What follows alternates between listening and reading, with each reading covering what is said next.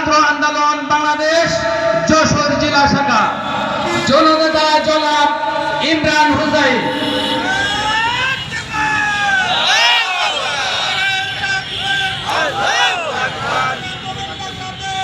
আসসালামু আলাইকুম ওয়া রাহমাতুল্লাহ।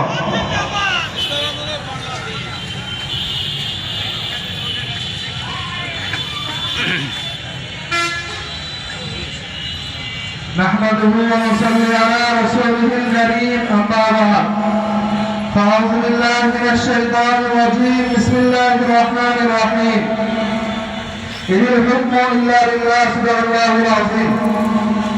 ইসলামী আন্দোলন বাংলাদেশ যশোর সদর পৌরসভা কর্তৃক আয়োজিত আজকের এই সমাবেশে উপস্থিত সকলকে জানাই ইসলাম দেশ মানবতার অত্যন্ত প্রহরী ইসলামী ছাত্র আন্দোলন বাংলাদেশ যশোর জেলা শাখার পক্ষ থেকে বিপ্লবী শুভেচ্ছা অভিনন্দন।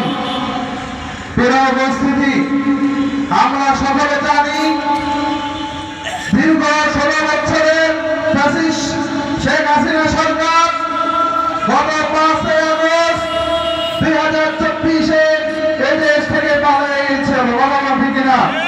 প্রিয় উপস্থিতি, আমাদেরকে ইতিহাস জানতে হবে। ইসলামী আন্দোলন বাংলাদেশ ছাত্রদের 2018 সালে যখন মুঠার বিরোধী আন্দোলন করেছিল, সে সময় পীর সাহেব চরমনাই ঘোষণা করেছিলেন আমরা মেধাবী ছাত্রদের পক্ষে আছি।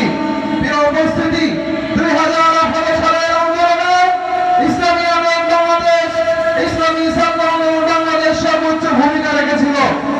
প্রিয় উপস্থিতি, যখন আবার 2024-এ এসে জুলাইতে আন্দোলন শুরু হলো, কোঠা নয় মেধার ভিত্তিতে আমরা চাকরি চাই, এ দাবির সাথে একত্রতা পোষণ করে ইসলামী ছাত্র আন্দোলন বাংলাদেশ কেন্দ্র থেকে প্রত্যেক জেলা থানা পর্যায়ে আমরা এই আন্দোলনের সাথে সম্পৃক্ত ছিলাম।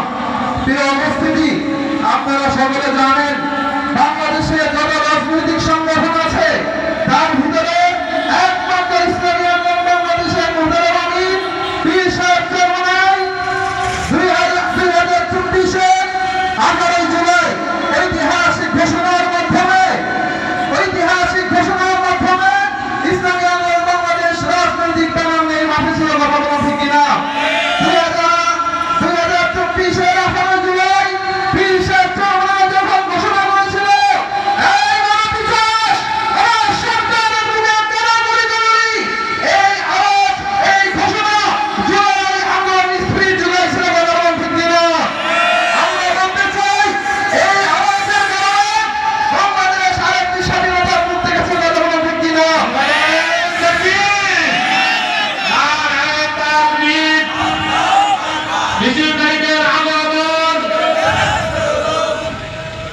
উপস্থিতি, শাইখে চরমনাই 3 তারিখ 4 তারিখ মাঠে ছিলেন, ঐতিহাসিক ঘোষণা দিয়ে লড়াই সংগ্রামে ছিলেন। উপস্থিতি, 5 তারিখে শাইখে চরমনাই সর্বপ্রথম লাখো জনতার মহল নিয়ে কারফিউ ভঙ্গ করেছিলেন। বলবেন ঠিক কিনা? উপস্থিতি, আমরা আজকে দাবি করব জুলাই সনদ ঘোষণাপত্রে ইসলামী আন্দোলন বাংলাদেশ রাজনৈতিকভাবে মাঠে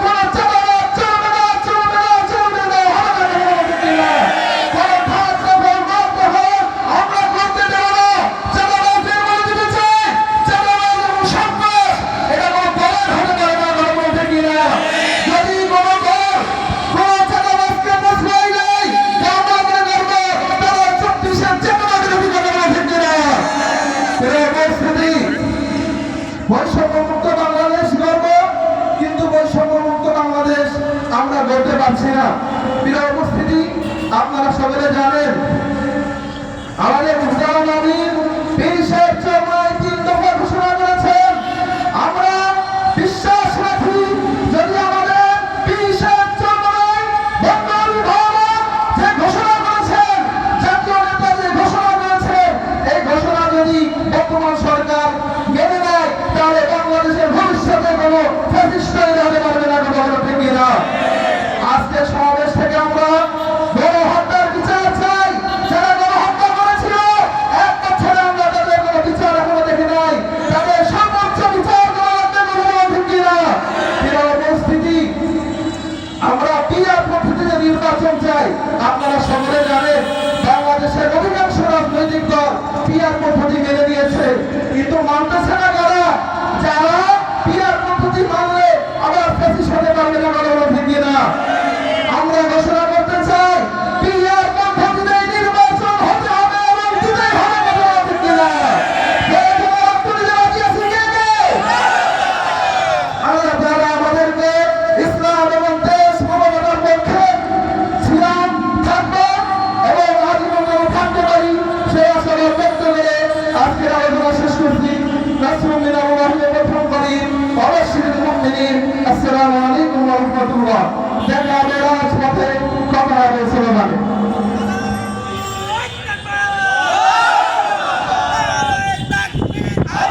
অসংখ্য ধন্যবাদ।